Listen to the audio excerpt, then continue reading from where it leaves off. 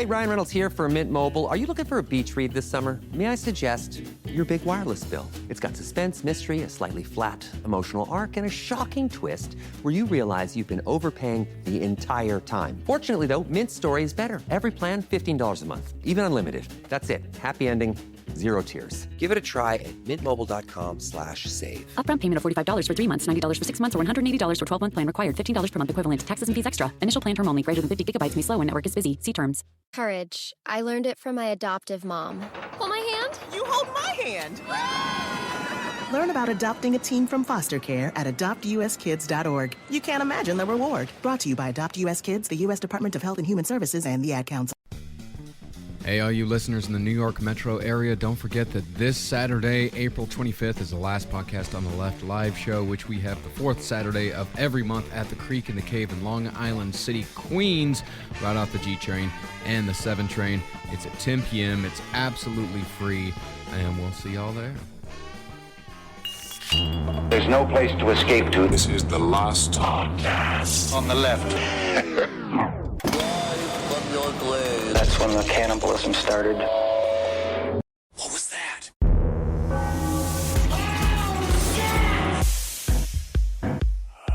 Meow, meow, meow, meow, meow. Meow, meow, meow, meow. Why does that make me so happy? Meow, meow, meow, meow. It's Meow, a meow, meow, kitty. meow, meow. Meow, meow, meow, meow. I hate my wife. Oh, you should love your wife. Happy wife, It's happy just life, me. kitty. Meow, meow, meow, meow, meow. I don't know. Are we going to start the show with meow meow? You should see him. He's got his little hands Yeah. up and he's doing kitty hands. Oh, he's doing kitty hands. Adorable. Meow, meow, meow. All right, well, let's just welcome people to the show then. I hate gay people. I'm Okay, kidding. okay, kitty. Good God. What's wrong with I'll you? stab a homo with a fork. You think that's appropriate kitty talk? All right. I don't know. Someone needs to teach me. Maybe with squirting me with a water bottle or a bit of lemon juice. Right. Yeah, I'm Ben Kissel. That's Marcus Parks. We got Kitty Zabrowski over there in Toronto. Yeah, man, I'm representing T-Dot. Woo! I had a guy in the street last night tell me that. He's just like, you smoke that weed? And I was like, yep. And he's like, you ain't been smoking that T-Dot weed. And T-Dot? T-Dot is a thing that they call Toronto here. It's an urban speak. Yeah, what does urban Canada look like? Still white. Yeah. That's Very strange. No. There's black people here, and they're lovely. But T-Dot is a word for it. Also, the Six, and people worship Drake here. They love Drake because he's from Toronto. Yeah, that's all where he does is talk about T-Dot. Yeah, Degrassi and all that. He played the handicapped kid in a soap opera, right? Yeah, he did. Yeah, he had like backwards feet. Frontier. Let's go to the frontier, shall we? Oh, we're going to the American frontier today. 2 tales of frontier madness. Oh my God, Now, frontier. This is your serial killers. extended family, right, Marcus? Is what this episode's about? Well, I mean, it's very possible. Actually, it's extremely possible, for my family was here pre-Revolutionary War. We fought for the right side. That's very good, Marcus. We fought for the Americans. Why are you pointing at me as if my family at some point didn't fight for the right side? Because some of us have lineages of a horror. Your father is an horror NYPD officer, Henry. Okay, you know what, Ben? He was an American NYPD officer.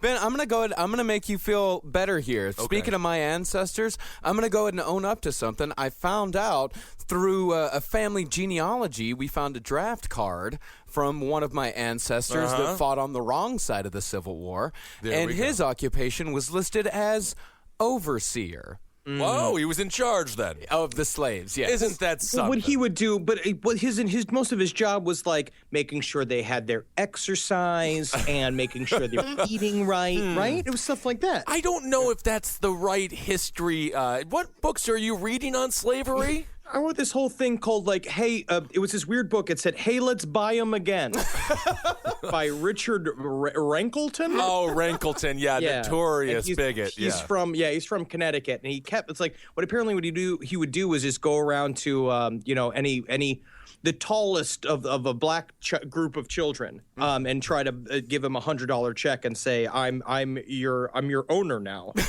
Right, which is a difficult pitch. So today we are covering, I was saying this before we started recording, American serial killers after 1960s. Yes, Dahmer and our favorite John Wayne Gacy. Sure, These Bundy. people are fucking pussies. They are pussies.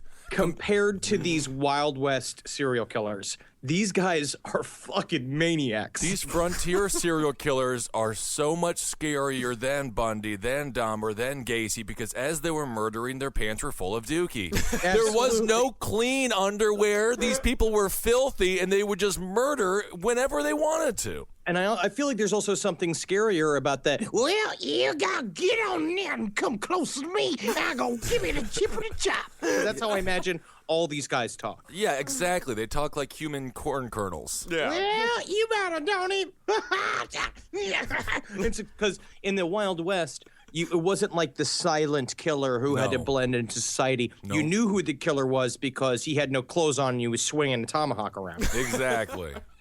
Well, I got to give a listener credit for this because I can't remember exactly what his name, and I apologize, but a listener turned me onto this book called America's Early Serial Killers by Mike Riley, and I got both of these tales from this book. And the first tale we're going to get into, I also got a lot of information from an article called Killing Cousins by Jim Ridley. Great article that really talks about these guys more in depth. We're talking about the Harpe brothers. Now, do we have any music to sort of lull us into the world? Here it is.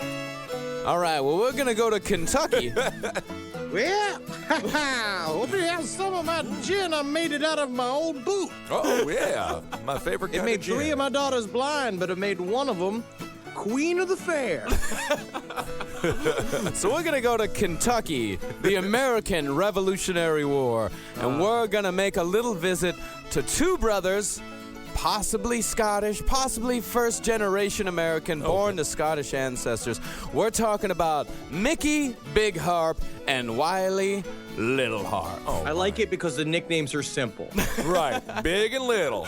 We got both kinds. Oh, yeah. So Mickey and Wiley Harpe, they were brothers, possibly cousins, born... What's the difference? Well, what we're going to have here in this episode is that we're going to have a lot of speculation. We're going to have a lot of possibilities. Maybe this thing happened. Maybe that thing happened. These are also very specifically only Southern relationships that can happen, which is you're either brothers or you're cousins. Not really sure. That's it. Sometimes you kiss when it's all dark outside. These guys would own up to over 40 murders between 1797 and 1804. They are widely recognized as America's very first serial killers. And there wasn't a lot of people back then, so 40 murders back then, that's like 200 by today's terms. Oh, easily. Anyone they ran into, they'd kill. Absolutely. Does inflation really work with body counts? I think it does. I actually think does it Hitler, does. can we now start saying Hitler killed like 7 bajillion Jews? Yes, 7 bajillion. Because if it goes down, that's racist. Of course. So Mickey, huge fella with a fierce look, covered in dirt all the time. That's what everyone, all the eyewitnesses, all the people about Mickey, they always say, just covered in dirt constantly. Like Pigpen. Exactly. Yeah. But if Pigpen was a raping psychopath? Ah, yes, maybe he was. He had black curly hair, but his brother Wiley, redheaded. He was much smaller, but said to be more devious. Yeah, like the gingers are. All of us gingers are half leprechaun. We love being sneaky. We love playing tricks. That's right. We can turn chocolate into gold. Just ask the maids. I take off the do not disturb sign and I hide in the bed. And then when they come out, I pop out all naked, and I'm just like, "You ready to play tag?" And then I run them down the hall to chase them down the hallway. Yeah, I think that's It's a fun game. I think that's what got Dominic Strauss-Kahn arrested. He was a very wealthy politician before. You're just trying to play some tag.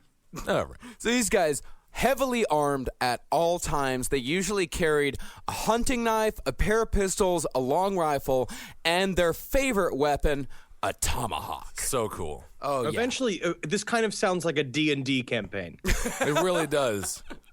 I mean, as far as weaponry goes, these are pretty badass weapons. You got your knife, you got your old school guns. Yeah, you got badass tomahawk. Oh, yeah, man. These guys knew what the fuck they were doing. So the Harpe family, they ran plantations in Tennessee, and there are two different accounts as far as the Harpes go during the Revolutionary War, because this was right around the time that the Americans were getting shit, or they were getting sick of the British and decided it was time to kick them the fuck out. Hell yeah. Woo! Yeah! Get out of here with your English way of talking and your bizarre knowledge and brains. We did it. We kicked out them long trousers. That's what I've been calling British people here, a bunch of long trousers. I agree. Trousers. I mean, really, the Brits just must have been stunned when they lost the war to all of these mud people, a.k.a. few Americans. Oh, it was the beginning of the end for the British. Yeah. Yeah. But we also had a lot of help from the French. Oh, thank you, French. Yes, thank you, French. So in one version of the Harpes' participation in the Revolutionary War, they're much more grown up. They were able to actually participate in the war. They changed their names from William and Joshua to Mickey and Wiley. Just to really get that white trash angle in there. Perfect. Yeah, this is proto-white trash here. So these guys, they fought for the British.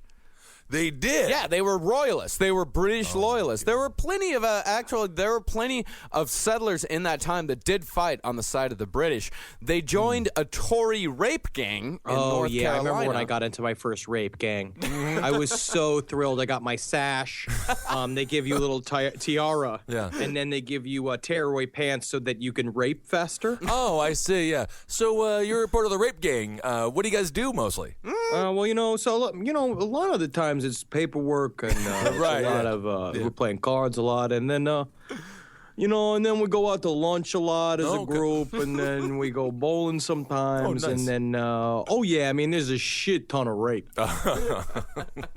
That would make sense. I mean, these guys are the worst of the worst. These are the people that really take it. They don't necessarily give a fuck about the war that's going on around them. They just use the chaos of war to rape, steal, murder, burn, and destroy property, especially farms of patriot colonists. But that's how fucking British they were. They needed a hierarchy just to do it. They couldn't just go be a loose group of dudes out raping people. They had to be a gang, and it had to be organized, and there had to be a leader, and there had to be all sorts of uniforms. Bunch of rules. Yeah, this is what you call total war. Right. Much like Sherman's March in the Civil War, but much, much worse. So on August 19th of 1782, in the older version, the Harpes accompanied a British-backed Chickamauga Cherokee war party to Kentucky in the Battle of Blue Licks. Okay. Yeah, they helped. Blue Licks is also the name of a website where it's just going down on grandmothers. Oh, yeah, I love bluelicks.com. It's one of my personal favorites. So near the end of the war, when it was obvious that the British were gonna lose, the Harpes deserted and lived among the Chickamauga Cherokee and lived in the village of Nickajack near Chattanooga for approximately 12 to 13 years. What do they name all these things just by throwing a bunch of sticks at a bunch of rocks? Now, what'd that sound like to you? Sounded like Chattanooga to me. In the other version, that's racist against the Native Americans, and we love Native Americans. And that's not fair. No, it's because not. there's so few of them to defend themselves. That's right. I love Native Americans. Yeah, in fact, I'm pretty sure about a quarter of the Native American population in America is a part of our Facebook group. That's wonderful. It's true, and so we honor your people. Yes. Yes. Moment of silence. Oh, okay. So it said there's another version that the Harpes were too young to fight in the war, but were still the sons of British loyalists. So either way you slice it, the Harpes were fucking traitors to the American cause. Unbelievable. And in the years they started off bad. Yeah, they started off terrible. And in the years following the pivotal British loss in 1780 at the Battle of Kings Mountain, patriot quote-unquote regulators Not to say that the British were the only people with the horrible rape gangs. Mm-hmm. The regulators, they went through and destroyed all of the British loyalist property and whatnot. And so it's said that it's possible that the Patriot regulators killed the parents of the Harpes, leaving the Harpes to fend for themselves, stealing, killing whatever they could find to eat, and generally developing quite the chip on their shoulder. So they became like Batman. If Batman was a smelly mountain rapist, and he might as well have been. He definitely spent a lot of time in a cave. Yes, he did. Batman. And they actually have many ancestors still alive today, and one ancestor who's a little too proud to be descended from these guys. His name is E. Don Harpe. What's the first letter stand for? Is it like it's like Engelbert? Is that why it's an E? Because he's embarrassed. E. Don Harpe. A.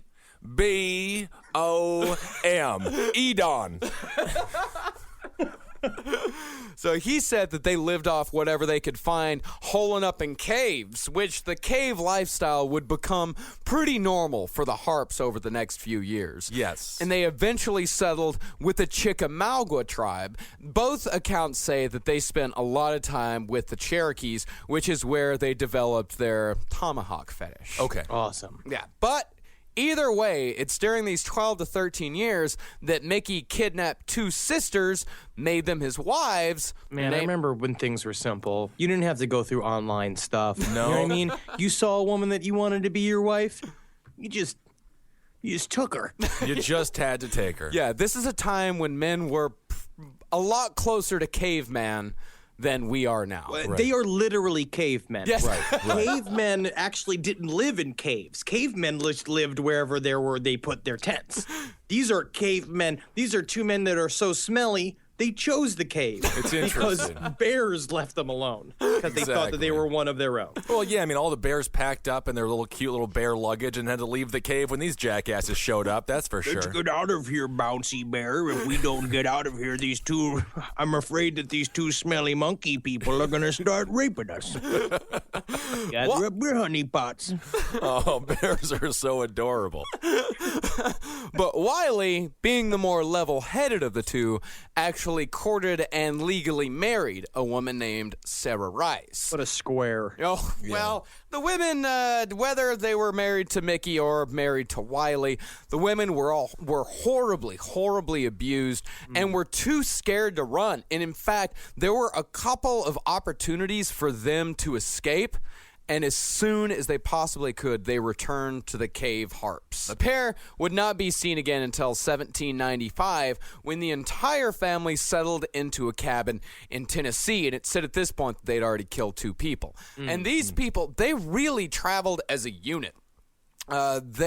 Everywhere they went, there was always the two Harpe brothers, the three wives, and whatever children that managed to survive past 4 months. Okay. Yeah. And there was a brief period of about 2 years where they tried to make an honest living. They tried to raise crops. They tried to get to know their neighbors. But, of course, they couldn't help themselves. They dabbled a little bit too much in horse thievery and had to go on the run. They're all they were just terrible at the block parties. Yeah, it sounds awful. But another account says... I just feel like do you know how like white trash people have like car tires in their front yard? I just feel like they have a bunch of like hooves and random horse legs in their front yard. To be like, I'm gonna put that together one of these days. These literally, as far as I'm concerned, it's like when I imagine Mickey and Wiley, I literally just imagine Yosemite Sam. Yeah, like if Yosemite Sam was real and terrifying. Yeah, Yosemite Sam is far too likable in those cartoons. He's a terrible man. Oh, he is a literal psychopath with a hair trigger who probably tried to rape Bugs Bunny at least once when he was walking around in that skimpy little dress. Of course. Bugs was asking for it, though.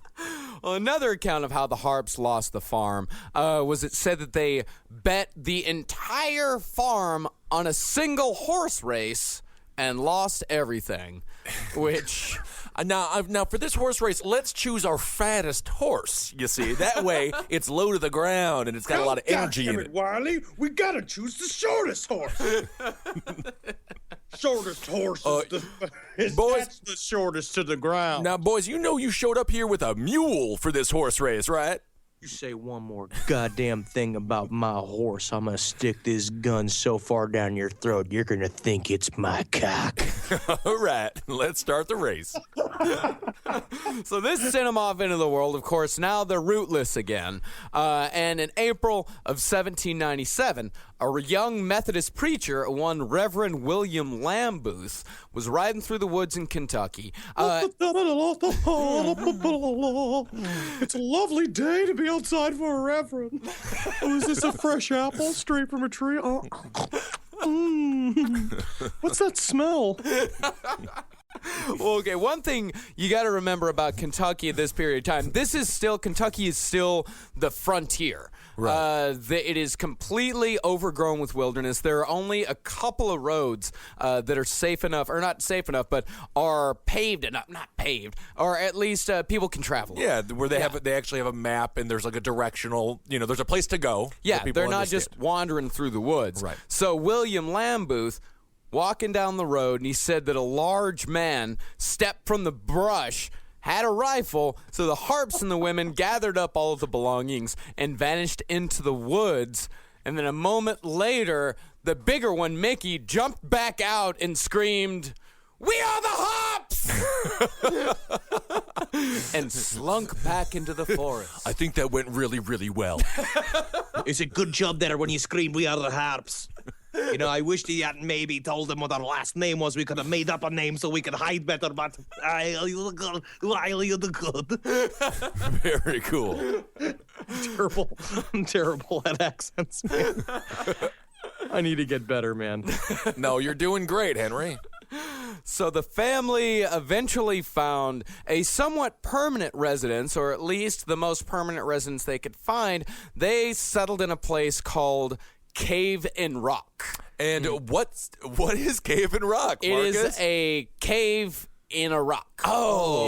Yes. So it wasn't like a fun boutique hotel? No, and in fact today, Cave in Rock is better known as the location of the gathering of the Juggalos. Appropriate. The only other place where there are actual slave wives. Yeah, well, just grab them and go. So while living in this limestone cave, the brothers hooked up with a gang of river pirates who had been operating on the Ohio River for decades. The Harpes acted as guides to unwitting settlers to help the pirates trap the unfortunate souls so they could rob them and whatnot. It's really just an unfortunate set of circumstances that this whole group got together. You know what I mean? It's like technically the same force that got John and Paul together to start the Beatles. Right. Join them to the River Pirates. It's such a fun, just the names of these people. It's just so fun. River pirates? Yeah. I want to hang out with river pirates and cave people. It sounds like a great time. So before the Harpes, the pirates were more interested in just simple thievery rather than physical harm, but that quickly changed once the brothers came into the fold. In one incident, the Harpes, for no discernible reason, stripped a man naked, tied him to a horse, and chased him off a cliff. So what'd you guys do today? we played horse and man. Oh, what we like to do is just it's called horse and man. It's like a funny thing where we say, hey, you want a free trip to the bottom of the canyon? And the guy's like, good. And then we tie him to a horse. Man, then we just kick the horse off the top of the canyon. I could listen to your stories all night long. But I hear how the river pirates severed ties soon after. Yeah. So they were just like, you know what? We're fucking out. We can't handle this anymore. Yeah. Yes, we're a bunch of river pirates. Mm-hmm. Yes, I have shell shoes on, which are sharp and are cutting my feet. Right. I'm upset most of the time. Yes. But you guys are fucking crazy. And you smell, Wiley. And I tell you one thing about us river pirates, we're clean because we live on a bath. Yep. That's right. Get some bubbles in there. This podcast is brought to you by Squarespace. Squarespace is an all-in-one website platform that helps you stand out online. Yes, that's right. You don't have to smash your face with a hammer. You can just start a business. It's got everything you need on Squarespace, from securing your domain to building a professional site and showcasing your work all in one place. Let's say you want to show everybody how you can carve your ribs out of your lower abdomen so that you look more like a Ken doll. That's amazing. You can bring your vision to life with AI-powered design or curated templates, plus flexible editing tools that helps you create something that truly reflects your style, especially if you are somebody that is trying to corrupt the young men of America. That's what Squarespace is really going to help you. Squarespace makes it easy. It makes it easy for you to put all that together, and you just go to Squarespace and do it all. Thanks, Braden. Head to squarespace.com/left for a free trial. And when you're ready to launch, use offer code LEFT to save 10% off your first purchase of a website or domain. Hey, it's Ryan Reynolds here from Mint Mobile. Now, I was looking for fun ways to tell you that Mint's offer of unlimited premium wireless for $15 a month is back. So I thought it would be fun if we made $15 bills. But it turns out that's very illegal. So there goes my big idea for the commercial. Give it a try at mintmobile.com/switch. Upfront payment of $45 for 3 months, $90 for 6 months, or $180 for 12-month plan required. $15 per month equivalent. Taxes and fees extra. Initial plan term only. Greater than 50 gigabytes may slow when network is busy. See terms. Courage. I learned it from my adoptive mom. Hold my hand. You hold my hand. Learn about adopting a teen from foster care at adoptuskids.org. You can't imagine the reward. Brought to you by Adopt US Kids, the U.S. Department of Health and Human Services, and the Ad Council. So records show that the Harpes showed up again in 1798 in Kentucky, where they killed a little girl by smashing her head in. They murdered a boy on his way to a mill and slaughtered the man that they suspected fingered them for the horse rap that caused them to flee their cabin in Tennessee. I don't know how many times I have to eliminate somebody who's trying to finger me for a horse rap. I know. It's so classic. It's really hurting me making friends here in Toronto. Yep. So the man's body was found in a river, covered in urine, and ripped open with his belly filled with rocks. This would be the Harpes brothers' calling card. He's eaten all wrong. It's called, they were like, hey, you want to do funny thing and make a thing? We'll call it our pee-pourri bowl. Yeah. I mean, it is kind of fun. Sometimes they put ice chips in the urinals at bars and stuff. They just got to No. put Yeah, I rocks always in a love to bar, stomach. because it's like, it's cool when they have the trough. Mm-hmm. Right. But how much more cool if it was just an open, ripped up fucking dude's belly all full of rocks? It would be much, much cooler. That's for sure. So the Harpes were absolutely merciless in their reign of terror. They would kill anyone who even suggested that they might be murderers. No, this is a very sophisticated form of hiding in plain sight. Yeah, it really is, because they would kill anyone who suggested they might be murderers, and then they would have to kill the people that accused them of killing the person who had accused them of killing the person before that. It's That's a vicious gotta be cycle. exhausting. It reminds me of It Follows in that, to that way. Yeah. They just constantly go after the next person. Oh, man. So they killed one boy for corn. Hey, man, love me some corn. Yeah. I mean, that's what they would do. They would just come upon people, and they would it's like, you got something I want, you're fucking dead. Right. Like, where they would they could have just as easily just beat him within an inch of their life and left him there, but they just loved to kill. Yeah. And that's all they wanted to do. They killed a little girl, as Mickey would later say, just to cut her flesh into strips. They massacred an entire family and their slaves, leaving at least 8 people butchered, possibly many more. That's what I read. I said I read it said leaving at least 8 people butchered, perhaps many more, which makes me think they didn't do a full count of the slaves. Right. I just, they've just made this little girl into bacon. Yeah, they did. They just did they eat the strips, or they just wanted to cut the... I think it was more they ate them. They probably did. I would not be surprised if the Harpes dabbled in cannibalism. No, what I bet they did is that they kind of just draped it over their face, and they're like, hey, look, I'm drapes! I'm drapes! Just hanging off their face. Yeah, kind of a fun little costume. Yeah. Mickey even killed his 4-month-old daughter by smashing her head against a tree just because she wouldn't stop crying. And he said it's the only murder that he regrets. Oh, that's nice, though. That is kinda That's nice. some regret. Yeah. I really wish they hadn't started that babysitters club, though. After that, that to me was a mistake. I feel like that's just asking for it. It's asking to make yourself mad. Yep. So finally, after a body count that had reached double digits, a bounty of $300 whole dollars was placed on the head of the Harps. That was That's a lot. about right. I would say $300, and that's probably what, like $10,000 now. So a good amount of money. It's a good amount of money, yeah. Yeah, they're killing little boys for corn, and they're just killing a little girl to make her body into bacon. Yeah, $300. Throw 300 at them, sure. Of course, this didn't deter the brothers at all, who, while on the run, continued to break into settlements to kill those inside, or just anybody on the road that might have goods that they could use for their own purposes. They would be arrested once before they finally were brought to justice. In their first arrest for murder, there was a man who had intervened on the Harps' behalf when the family couldn't pay for a bill. The Harps invited the man to ride along with them and predictably murdered him and left his corpse on the side of the road. What possessed this man to help out these murderous thugs? Why would he help out of all the people to help out in the world? These are not the ones to do. I mean, they, just at first glance, of course, they seem like possibly like simple mountain men. But also, three wives. it's like people who used to hang out with Hell's Angels back in the day that were just hangers-on. Like guys that would just kind of hang out with the Hell's Angels and do whatever it is they asked them to do, even though they had no intention of ever letting them into the group. Yeah. And knowing that the man had previously associated with the Harps, we got the first posse of the episode. It is so good. It's posse time! Boy, better get on out. We're forming a posse! Oh, I want some chewing tobacco. I got all these horseshoes.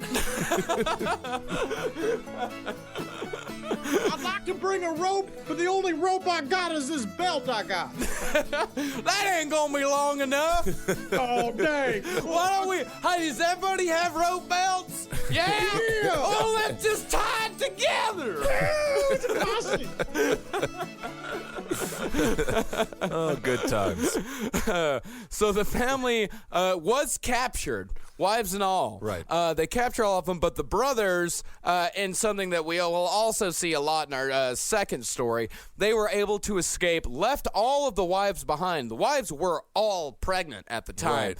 And after the women gave birth, they released them, and the women immediately went back to Cave and Rock. So it wasn't as if these women didn't enjoy the existence. I mean, they must have, right? I don't think that's true. I think that they were beaten until they were brainwashed and were deeply scared and had no life skills and had nowhere to go. So the killing continued with the Harps as they moved through to Kentucky into Tennessee. And now we're literally watching them actually slip into berserker mode, which is weird because technically they started at berserker mode. I know. You didn't think they could get any crazier, and then they proved us all wrong. Oh, yeah. So there was you got to remember, no organized police force whatsoever. The most the people had was the military at this time, and the military aren't necessarily the best investigators in the world. So the Harps were pretty much able to just move from person to person, from settlement to settlement, without anybody really knowing what the fuck was going on. And in fact, sometimes, and probably a lot of times, anytime there was one of these brutal killings, the first impulse of people to say is like, well, them goddamn Indians did it. Right. So with with each of these killings, there were probably a good, 4 dead Indians to go along with it. They just don't understand. All the Indians were doing were taking fucking mushrooms and talking to their reptilian gods. They just did everything right, man. I love Native Americans. I want to take some of that peyote and what's the other thing? Ayahuasca? Ayahuasca. Yeah. You know what I want to do is start wearing sandals, and I want to wear pants that show my bush hair. Yeah, you can do that. Put a little sunscreen in your nose to go with it. You'll look perfect. So in August of 1799, the Harps visited the home of one Moses Stiegel, a man of suspected ill repute. So it's possible. So does that make him a male prostitute? I think so, yeah, something like that. Well, they knew each other from various dealings. Possible because that Moses, all criminals knew each other in the Wild West. It seems that way, doesn't it? It's possible that Moses was a former river pirate.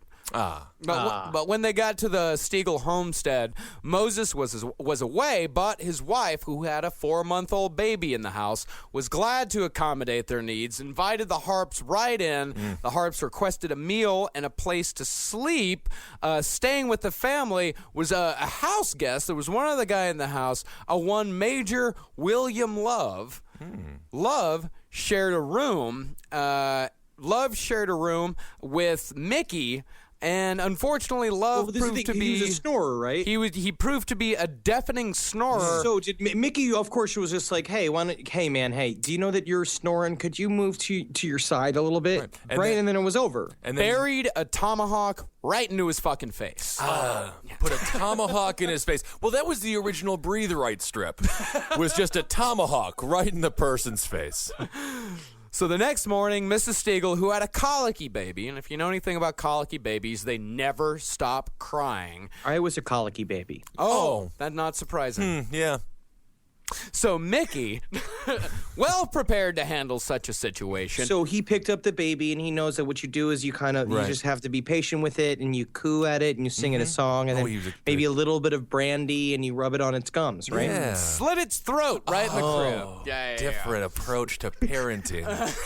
Okay. So Mrs. Stiegel, she was very impressed. She was impressed? Well, she was impressed because she didn't know that the psychopath had gone in and slit her fucking infant's throat.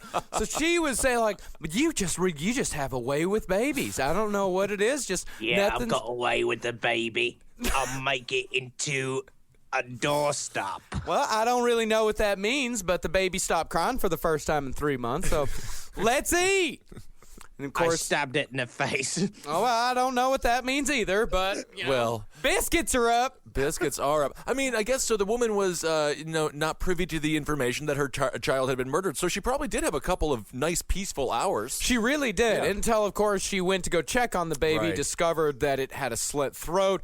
Of course, she freaked out and was murdered by the same knife that they had used to silence the child. They stole her money, set the house on fire, and lit on out. When Moses found his wife's body, Big Harp's knife was driven so deeply into her body that its hilt didn't burn. So when you get your knife, when you get your throat slit and your house burnt down, that's just natural causes in the frontier times, right? That's just natural causes of death. So this is one of the few times, and this is what we see with the Harpes, and also with our second story of Felipe Espinoza. One of the reasons why these guys were able to operate for such a long time and kill so many people, there were no eyewitnesses to any of these crimes. Right. Nobody had any idea what these people looked like. There was no ID. They would just find a body and just go, well, them's the breaks. That's but it. I'll also put it, if they did have cell phones and they did have Instagram, I do believe that the Harpes would be taking a lot of pictures. Oh, absolutely. Yeah, it seems like they're very proud. We're the Harpes. There was a laborer working in the fields near the house.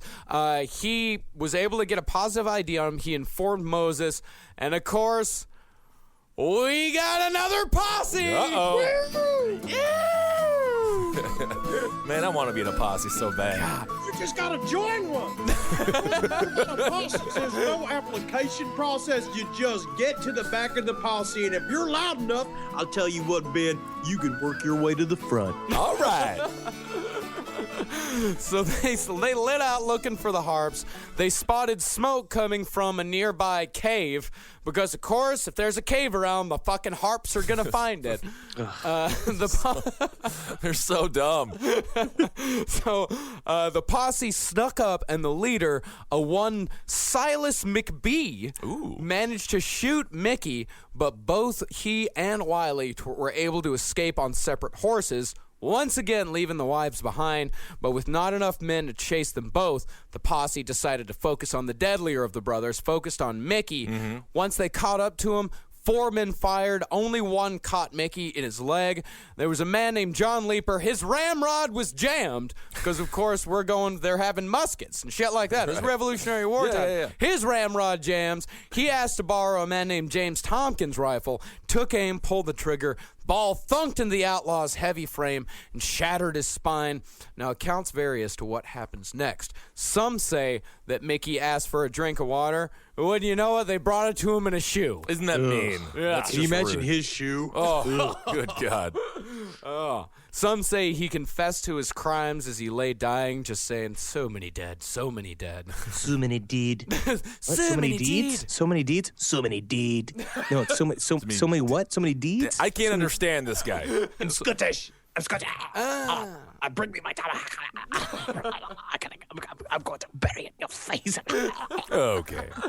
Others say that Mickey said that he and his brother had become disgusted with all mankind and had agreed to, quote, destroy as many persons as they could. And this actually reminds me of this Carl Panzram quote that I looked up, which is that Carl Panzram saying, the meanest man who ever existed. Right. I have no desire whatever to reform myself. My only desire is to reform other people who try to reform me. And I believe that the only way to reform people is to kill them. My motto is rob them all, rape them all, and kill them all. Well, I just don't think we're going to have... You're not Walmart material. Thank you for the application process. I'm going to go. I just want to ride the shining machine. I want to shine the floors. I like them when they're shiny. Okay. Okay. Well, Mickey himself had killed over 40 people during his spree. Oh, my God. He was only 31 years old. Oh, I'm such a loser. I'm 33. I haven't killed anyone. So the guy that's in charge of everything, he drew a butcher knife set upon Mickey. History records Mickey Harpe's last words as, "You're a goddamn rough butcher, but cut on and be damned." Uh-oh. Great last words. Cool. His head was nailed to a tree 35 miles away and was left there for years until it was nothing more than a skull. Eventually, the road it was displayed on was named Harpe's Head Road, which is what it is named to this day. I love it. I love it. It's also, that had to be used for directions, like take a left by the big rock, or right by the pond, another left by the head of this guy, this Harpe guy. And you're going to be right there. Don't worry about it. That's how you're going to know you're getting close, because it physically smells. So Wiley, he had gotten away from the first posse. He was captured later after continuing on a murder spree of his own. His whole thing was seducing women and then killing them. But he was caught trying to collect the bounty on the head of a gang he had ridden with. He, was riding with a gang. Yep. There was a bounty out on the leader, cut his head off, tried going and turning in the bounty, but he was recognized by a man who had gotten into a bar fight with him years earlier. The man, John Bowman, said, "If that's little Harpe, he'll have a knife scar under his left nipple from a go-round we had back in Knoxville." And the scar was indeed there. Do you think when he was beheading this guy, he was like, this was more fun when Mickey was around? He probably missed him a little bit. I bet he missed him. Of course he missed him. Yeah. Well, just better keep on going on. That is what Mickey would have wanted. So Wiley... Stab. So Wiley, like his brother, had his head displayed on a spike as a warning to other outlaws. Very cool. Damn. The Harpe brothers. Cousins. Yeah. That is one of my favorite things that people have done throughout history. And we still do it today with, perp walks and things like that. But just the displaying of a corpse, as a deterrent is so That's awesome. one of your favorite things? I think it's interesting. And humans have, everybody does it. Mm-hmm. Humans have done it forever. Yeah, man. In public hangings, it's not that long ago that we were still doing this. You know what my favorite thing is? The invention of chocolate. Yeah. ISIS does it to this day. I know. Chocolate is a great invention, Henry. All right. Well, now we're going to go from the woods of Kentucky to the deserts of Colorado. Ooh, yeah, where they have a tortilla for a flag. I don't know if that's true. So, Felipe, why are you so angry? I don't know, Pedro. Why am I angry? Oh, I think it's because you've got the piece of cactus in your shoe. It's possible. Oh, God, I keep it there, man. Yeah. I keep it there. So Felipe Niero Espinoza was a mass murderer known to have killed at least 30 people in the Colorado Territory near the end of the Civil War in the 1860s. His motive was said to be vengeance. Uh-oh. Yo tengo mi vengencia. He will have his revenge. So Felipe was a Spanish American, extremely religious. He grew up in a religious group called Los Hermanos Penitentes. Ooh. They were known for practicing self-flagellation as a means of removing sin. Other practices included standing on cacti, placing stones in their shoes, and binding themselves to wooden crosses. Sounds also like known as the South American Olympics. Yeah. What's self-flagellation? Is that a fart thing? Is it a flatulence? No, that's when you beat yourself with a whip. Yeah. Penance for your sins. They still do that today. Yeah, still a big thing in the Philippines. Yes. Yeah. It's a crazy Catholic thing. Right. Yeah, the Catholic Church near the beginning of the 19th century, or near the beginning of the 20th century, the church officially came out and said, no, you shouldn't be doing that. Well, yeah, because a bunch of priests started coming while they were doing it. Most of them were. That's why it started. Oh, I see. So Espinoza was the oldest of 5, I believe, known throughout his life as violent and mentally unstable, but it would not be until his 43rd year that his murderous side would finally show. Newspapers at the time described a, quote, jack-o'-lantern grin of oversized and gap teeth. His canines were pronounced and hung lower than any other tooth. I'll put it this way. Again, it's in the West. You don't look, it's not the silent types you watch out for. It's the screaming jack-o'-lantern tooth maniacs. I'm sorry. Jack-o'-lantern grin, the way they describe his teeth, it sounds like a racist caricature. It sounds like he should be the mascot for some Major League Baseball team. It reminds me of the Indians. I actually did see a picture of him, like a painting of him, and man, he does look festive. Festive. Yeah, festive. All right. Like, I'm gonna look him up right now because I want to see Espinoza. He's got a fun hat on, though. Yeah. In this picture. It's a real... That's the festive part. 43 years old. So why did he wait so long to start murdering? Well, let me get into that. Let's talk about, I guess, the general mood of America in 1863. Extreme violence was pretty much the norm. The Civil War was still raging across the country, and in addition to that, settlers and the army itself were battling and having wars against the Plains Indians. People thought that also that if you brushed your teeth that ghosts would fill the room. Oh, yes. So no one brushed their teeth. I believe that's true. Yeah. I have not brushed my teeth in a good 5 years, and I haven't seen a ghost since. That's a little-known fact about America in that time is that the Union was actually fighting a war on 2 fronts, both against the South and against the Plains Indians, although with the Plains Indians, it was mostly just trying to fuck them over as badly as possible, right, as often as possible. But extreme violence was definitely something that happened, so it was something that people were used to, but despite people being used to it, the crimes of Felipe Espinoza were especially brutal. All right. Yeah, the first victim that was attributed to him was found in May of 1863. Felipe Espinoza's whole thing was post-mortem mutilation. Okay. His first victim, they found him with his heart hacked out of his chest. Where'd it go? I think it was just lying next to him. Huh. He gave it to a girl as a Valentine, and she screamed and ran away. Oh. Oh.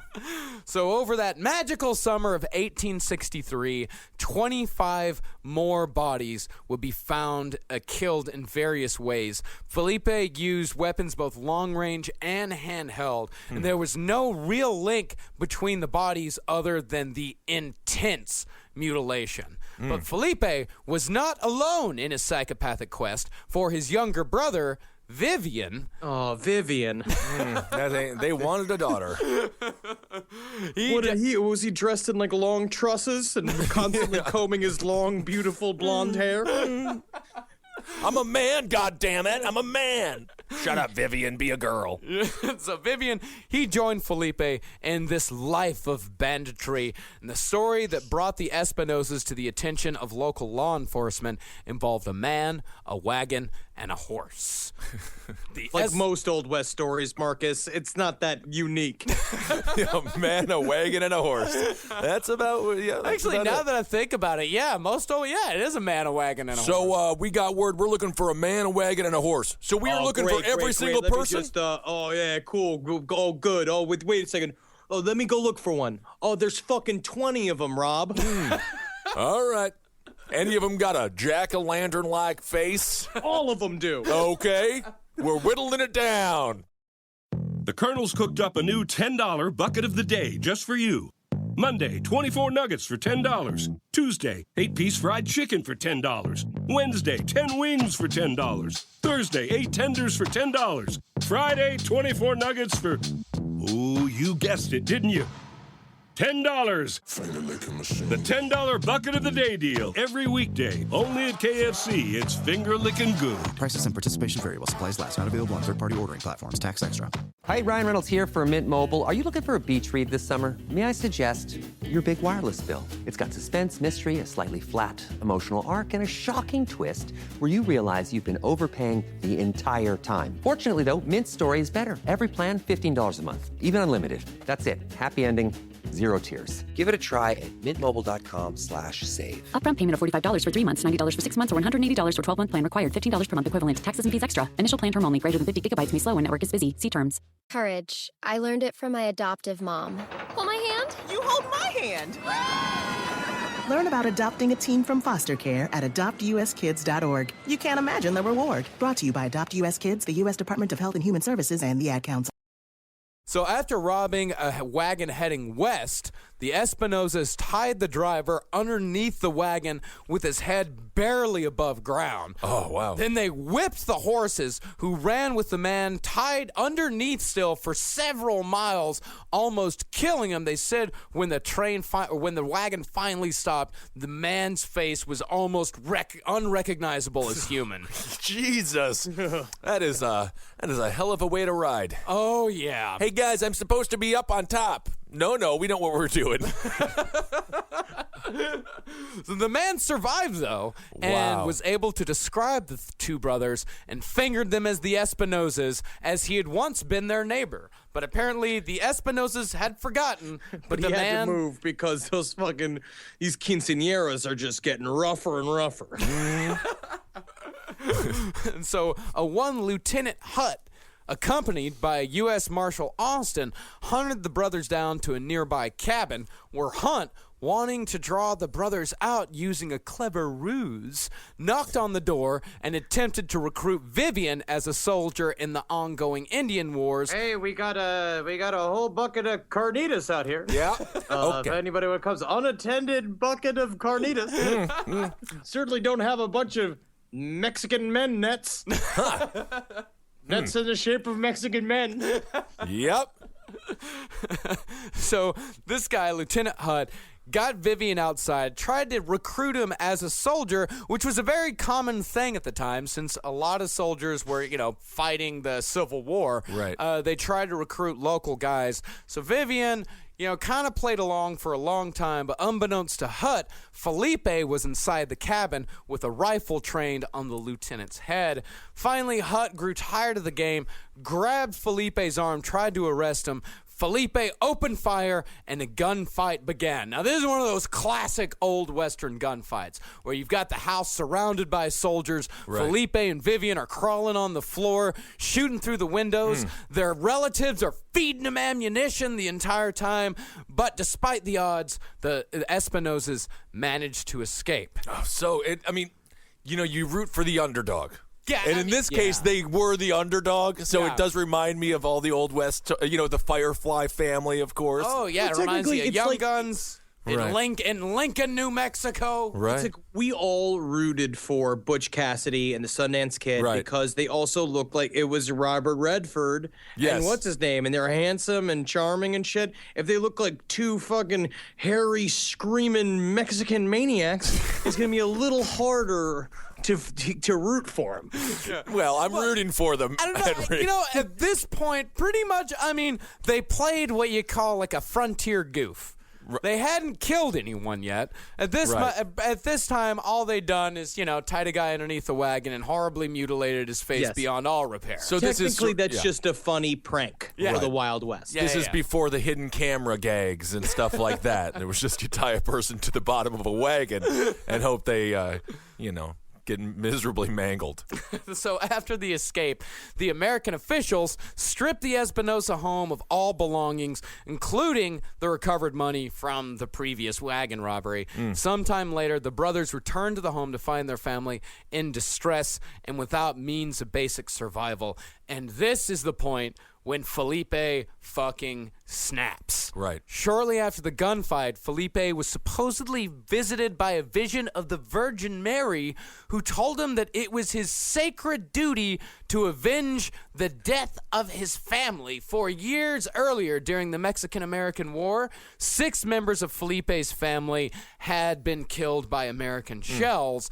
The Virgin Mary told him to kill 100 gringos for every one of his family that was killed. 600 would be his ultimate goal. That's great. Voy a tener mi venganza. Henry, I don't ask you to do many impressions, but can you just do the Virgin Mary telling him to kill gringos, please? Felipe? Hello, Felipe.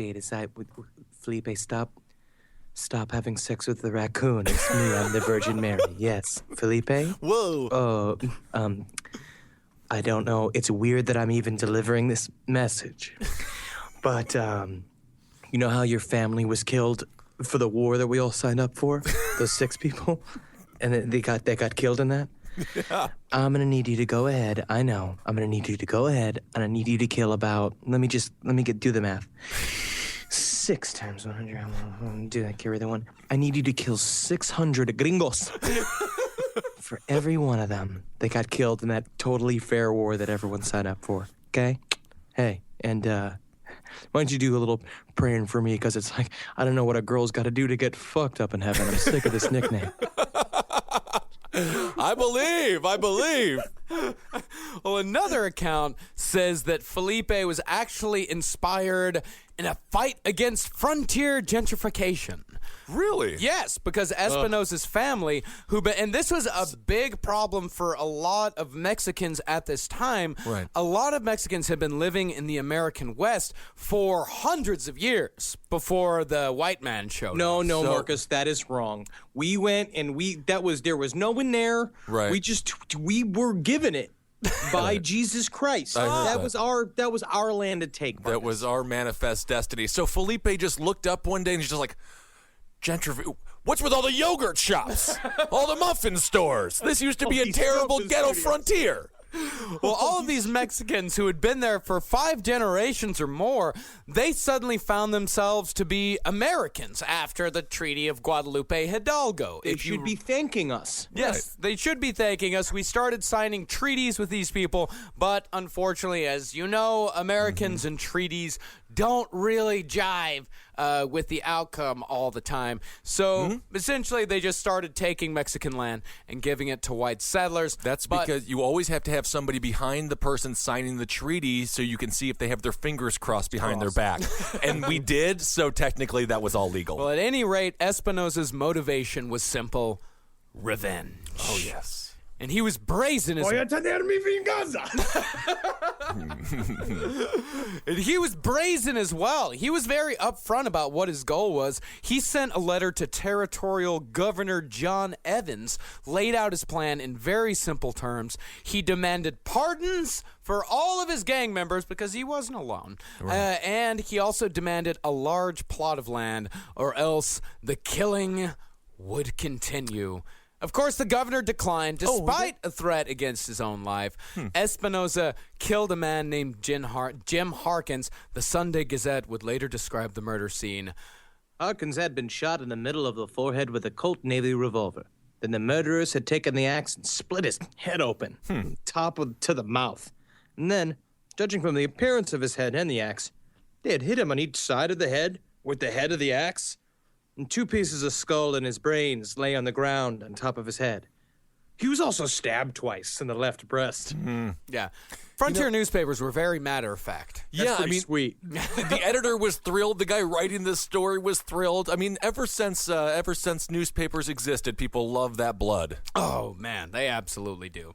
So the next victim showed up days later. A man named William Bruce was found hacked to pieces outside his home, and a makeshift crucifix made from sticks was protruding from the bullet hole in his forehead. Pretty awesome. Yeah. Pre-Manson. I love a good forehead, an art installation of the forehead is pretty powerful. You could call it that. Yeah. Yeah. So most victims were in secluded areas and completely random. One incident saw the brothers kill an entire small mining settlement, picking off the isolated men one by one after sometimes stalking them for hours. Now it's like a Jean-Claude Van Damme movie. It really is. I mean, how did these two guys get... I mean, these miners, they all had black lung and they were slow, and I'm sure they were going to die in weeks anyway. But it can't be easy to do this. I mean, this is a fantastic horror movie. Can you imagine how terrifying that would be? You're out there, you're secluded. The West is a dangerous and new place to most of these guys. Right. And all of a sudden, people just start dropping dead. You just start finding these people. Also, they would play on the racism of people where they would show up. Well, they would send one man in, and he's like, "Hey, who wants to buy a piñata?" Right. And all the miners are like, "There's nothing I need more in my life right now than a horse full of candy. Yeah, let's buy that piñata." And then they buy the piñata, and they don't know that Felipe is hiding inside of it. Oh, okay. Yeah, sort of a Trojan horse type situation, but a Mexican version. So he's in a piñata horse as opposed to a wood one. Okay. So the bodies were disemboweled, decapitated, their hearts sometimes cut out. Crosses were slashed onto their chests, stakes sometimes driven through their chests so hard that they would go into the earth. Do we know that they weren't vampires? That Felipe and Vivian the weren't... people they had to murder. No, yeah, that's what I'm saying. So your theory is that Felipe and Vivian Espinoza were fucking vampire hunters? You can just put that word behind any... Felipe, the vampire hunter. Yes. I believe it. So newspapers, before his identity became known, simply began referring to Felipe as the Axeman of Colorado. See, they give these people the coolest names. So why would that... There's not a deterrent there. I want to be the Axeman of Colorado. He's also really disappointed the guy who was calling himself the Axeman of Colorado, who had developed a really early version of the electric guitar. Right. Paranoia ran rampant across the Colorado territory. Although Felipe Espinoza was known by name, nobody knew what he looked like. On one occasion, a settler new to the town of Alma was almost lynched under suspicion of being the killer until a local pastor talked the crowd down. Good Lord. And I can imagine that in no small way did racism maybe feature into this manhunt. This is America, Henry. Racism never existed here. We don't blame minorities for the crimes that others have committed just to make ourselves feel better. Institutional racism. racism. The NYPD still do it. No, institutional racism's a myth. Just like evolution. Oh, yeah, especially in 1863 Colorado. Of course. Yeah. Looking for a man named Felipe Espinoza. If a guy was out in the sun for too long, they were going to lynch him up. Yeah. No, they would say, we're looking for a guy named Felipe Espinoza, or he might be a future president. We just don't know, because anybody has a chance in America. Felipe, however, would be soon identified. A lumberjack driving his wagon west. Once more, a man, a wagon, a story. He would loose-lip lumberjacks. All they do is gossip. You know what it is? It's because they only get to talk to beavers most of the time. Oh, yeah. And, beavers are always chatting about something. Actually, at this time in America, you're pretty spot on, Henry. Yeah. Most of the people that were in these territories were mountain men, guys like Kit Carson that had gone up into the mountains. A lot of them were beaver trappers. And in fact, every once in a while, here's a fun little fact. Once a year, all of these mountain men would gather together in a big mountain man party. Ugh. And if somebody didn't show up, very likely they were dead. Oh, okay. Sort of a leather thing. Kind of a leather party. I can just picture that. The interesting fact about the beaver, it was the original chainsaw. Oh, yeah? Yeah. You just stick your finger in its butthole. He just gets to chop it. Yeah, I was just about to say that. You stick your finger up its asshole. Well, this beaver's dead. So the Would lumberjack. we be the only people showing up to the Mountain Man party with hors d'oeuvres? You know, like those round little sandwiches that have like the cream cheese in them and stuff, and be like, I just thought somebody would be hungry, right? Hi, I'm Mountain Man. I'm from the upper areas of the new territory of California in San Francisco. Oh, yeah. Yes, hi. Hello. Hi. My name's Terry. Terry,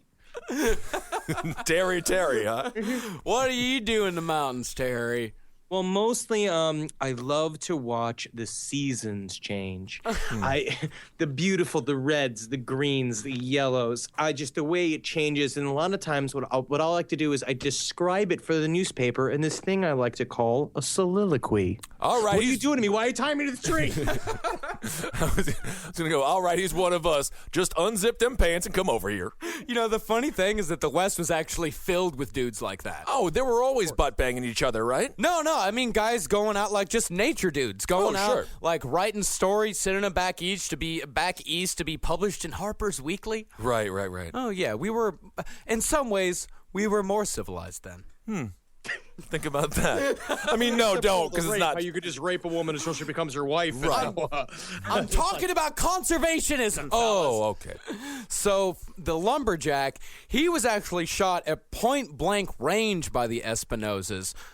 But not without getting a good look at his assailants. The sound spooked the horses who carried the wounded lumberjack to safety. The only thing that saved him was a condensed copy of the Emancipation Proclamation that he kept in his breast pocket at all times. That is just as American as it comes. That is the most American story I have ever heard, actually. I love that story. Felipe's diary would later show that he had written on that day that he had, quote, killed a man in a wagon. And this is very interesting. Different diaries than a girl has. Yeah, very different diaries.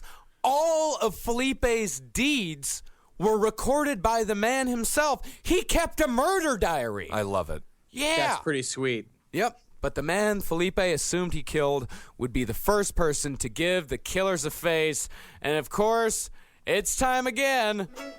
It's posse time. All right, yeah. Can I ride on top of the wagon this time, boys? All right, but only if you sit on my knee for a half an hour. No, not again. It's just a good old-fashioned posse time, everybody. So the posse was formed, and we were able to follow the tracks of the Espinozas. Along the way, they would find another mutilated corpse, so damaged that he was only able to be identified by his brother, who happened to be a part of the posse. Wow. Very sad tale there. So the Espinozas would be found the next morning, casually tending to a campfire, unaware that the posse was closing in.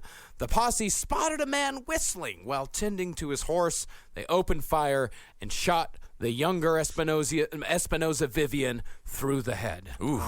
Felipe, however, who, in an odd coincidence, just happened to be dressed in the exact same clothes of one of the members of the posse. This is why you do not wear uniforms as a posse. Right. No, it just turned out that the guy in the posse shopped at the same store that a man that Felipe had killed earlier, because Felipe had a habit. Embarrassing. That is nothing was more embarrassing than seeing someone else in your own shirt. Yeah, well, Felipe had a habit of wearing dead men's clothes. Well, naturally, yeah. Those were the original stores. So Felipe slipped away. The posse gave chase, but eventually gave up. They returned to the campsite. What do you mean they gave up? They gave up. I'm done. They gave up. What kind of posse are we, boys? They needed a pep speech. They needed like a good coach to come in there and let them know they're the best posse around. Well, that now, man, you knew when you were asking, this is a fair weather posse. This whole time is that we're just hanging out until it's fun and cool, but as soon as it gets heavy, we gotta go. You know why? Because you know why? I want to be an actor in the circus. Mm-hmm. So they returned to the campsite and they found Felipe's diary.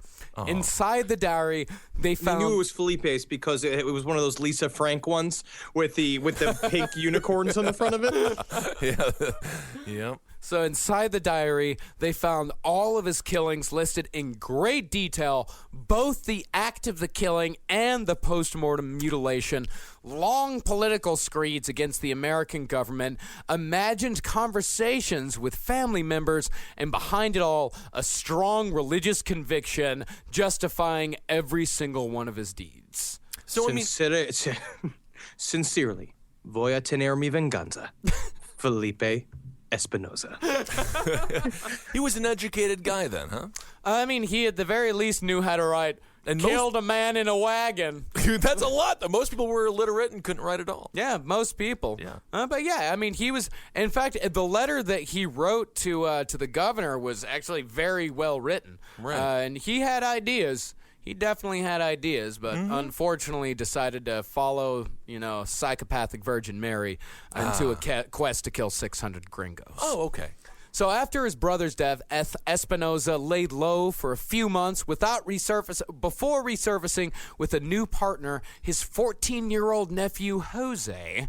And on October 8th, 1863, Felipe came across a wagon carrying a Mexican woman and a white man. The white man managed to escape, while the woman, one Dolores Sanchez, was left to be raped by Felipe repeatedly. Felipe tied her up, saying, "I'll be right back. I gotta go get this white dude, but don't go anywhere." She managed to wriggle loose and was able to find the local military outpost, and the military now had the best description yet of Felipe Espinoza, and they set a man named Thomas Tate Tobin on the trail. Triple T. Triple T, man. People say chivalry is dead now, but I think it was dead before. It seems like most of these guys just hop up and leave at the first sign of trouble, and their wives are just immediately. There. Yeah. Oh, gotta go. Thomas Tate Tobin did the things like, for $5, I'll bring you two of them. But for $15, I'll bring the head, the tail, the whole damn thing. Oh, wow, the tail even. That's exciting. Tobin, he was a famous tracker and scout. He led campaigns against Indians alongside Wild Bill Hickok, Buffalo Bill Cody, and Kit Carson, a real Old West sideshow type of guy. Right. Tobin, lifelong friends with Kit Carson, said to be the only man to surpass Carson in tracking, shooting, and scouting abilities. We were out on the water, 100 men out in the water, and there was a Mexican. Deep in the ocean, and he pop up out. His eyes like a doll's eyes. Rolled back. 100 men went in. 5 men came out. Wow, he killed 95. That's a lot of people that die in the water. I don't know why I'm doing him as Quint. Yeah, why are you doing Jaws? But you could just flip this. This guy is also a serial killer. Yeah, everyone's a serial killer. No, Tobin was probably a pretty big piece of shit. Right. He was one of those, psychopathic Indian killers. It was said that he could track a grasshopper through sagebrush. Which is also an Old West term for finding the clitoris. His reputation known throughout the Southwest. In October of 1863, Tobin was in the prime of his life. He set out with 15 Union soldiers. What did they form? They formed... What could it be? A posse. Oh, it's a posse. Isn't that exciting? This is actually more of an official type of... I had beer for breakfast and I had rum for dessert. Oh, my. You had all the food. Oh, yeah. So this posse set out with 15 Union soldiers and a boy to tend to Tobin's horse. Oh, the poor boy. Now, that's the one we just toss him around our laps every now and again. This is the problem, is that, every single posse always involves some 12-year-old boy who was just fucking always murdered. Yes.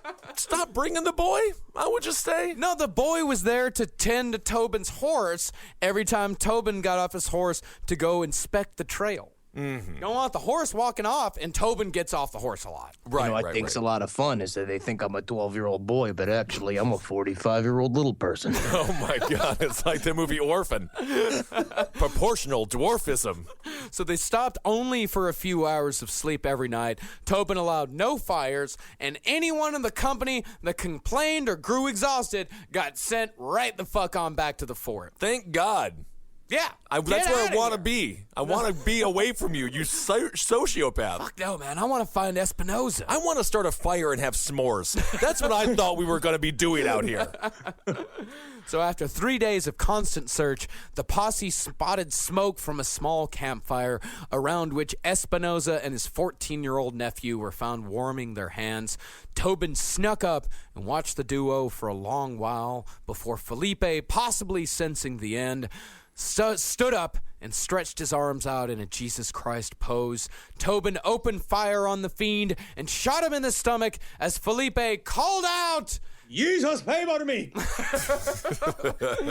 and collapsed into the fire. The nephew was quickly dispatched as he attempted to flee from the site. Tobin walked up to Espinoza, who had managed to pull himself out of the fire. Tobin recalled asking him, "Do you know who I am?" Felipe replied, Bruto. Tobin pulled out his machete, lopped the heavy blade down, hacking twice to fully sever the head. Upon his return to Fort Garland, Tobin immediately strode into the office of Colonel Tapan. He announced, "Got him." Tapan asked, "Got what?" I got this fucking bag of heads. Yeah, I got a bag of... Nope, none of them are Felipe. Oh, I made a mistake. I left all the heads. I don't know what these... Oh, yeah, these are guys who wouldn't... They didn't scoop my ice cream fast enough. Baskin Robbins. Tobin reached into the flour sack he was carrying and pulled out the heads of Felipe and Jose Espinoza. As for the promised bounty of $550, the governor of Colorado soon revealed that the state, its funds depleted from the Indian wars, just didn't have the money to pay Tobin. But in its place, he was gifted an elaborate coat and a limited edition Henry rifle. A coat? An elaborate coat. I just beheaded 2 people and I get a coat? An elaborate coat. I didn't win a golf tournament. And a rifle. No, I'd like my $550, please. You get a coat. I don't like this country anymore. The head would be a traveling exhibit, as was the style at the time, until the early 1900s. A traveling exhibit. Yeah. No, they used to do that all the time. Right. They did the same thing with when they first did, that was a problem when they dug up King Tut. They just immediately just put him on the road. Yeah. So floating in a jar of alcohol, the head eventually found its way to the desk of the editor of the Fair Play Flume. And later, in the offices of the Rocky Mountain News, the heads would eventually disappear into legend. Ooh. Somebody drank all the booze, and then the head just went didn't survive. away. And that's dripped away. 2 tales of frontier madness. I'll tell you this, man. It's every time I read about like these time periods, it's just like, thank Christ, it's 2015. Yeah, just toilet paper. Running water, plumbing. I got a memory foam topper to my bed. I can't handle just sleeping on a rock. No. It's fine. It's terrible. But that's your family. It's your lineage. Your lineage. You're part you're part coyote. Yeah. Oh, absolutely. And damn proud of it. Part overseer as well. Well, that's the other side of the family. There's one side I'm proud of and one that's a little dubious. That's the part that makes Marcus a good producer. Oh, I see. Yes. So we're managing his slaves. is in my blood. Oh, great. All right. Wow. Frontier serial killers. Very intense. Fun stories. Oh, yeah. Great stories, man. So if you haven't subscribed to the podcast, go to iTunes, subscribe, rate and review while they're there. That pops us up into the top 100, the top 50 of iTunes. Yeah. Well, let's try to get into the top fucking 20. So if you haven't gone and rate and reviewed yet, go and do that. Follow all of us follow Last Podcast on the Left on Twitter at LP on the Left. That's at Ben Kissel, at Henry Loves You. I'm at Marcus Parks. Go to cavecomedyradio.com/Last Podcast on the Left to get your Last Podcast on the Left t-shirt, the $25 domestic, $40 international. And it takes, and I'll go ahead and warn you, it takes a little bit to get out sometimes. Sometimes it can take up to a month. We're a podcast, not a t-shirt company, so please be patient with us. But your t-shirt will come as soon as it can possibly get there. Yes. So thank you so much for all the kind words that I have received on Facebook and on Twitter and things like that. Yeah. It really means a lot to all of us because this business is very difficult and insane, and encouragement is always well received. Absolutely. And, you know, guys, the Facebook page is fucking great. Yep, we're coming back. I've been doing some public meltdowns on there to be included on my hotel journey. That's great. I'm doing some meltdowns on Twitter, so make sure to follow me for those. Nice. You have really been doing some. I'm not going to say I'm concerned. Okay, very good. Thank you, Henry.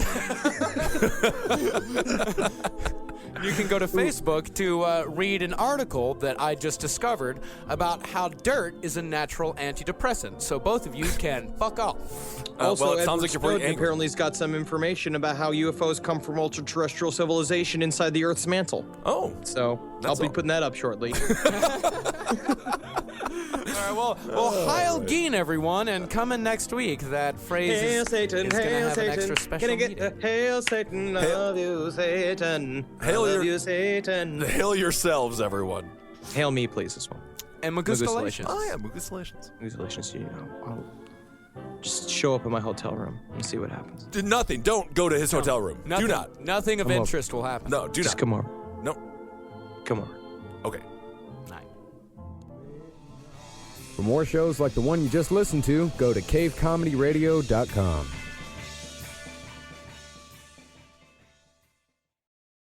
Courage. I learned it from my adoptive mom. Hold my hand. You hold my hand. Learn about adopting a teen from foster care at adoptuskids.org. You can't imagine the reward. Brought to you by Adopt US Kids, the U.S. Department of Health and Human Services, and the Ad Council.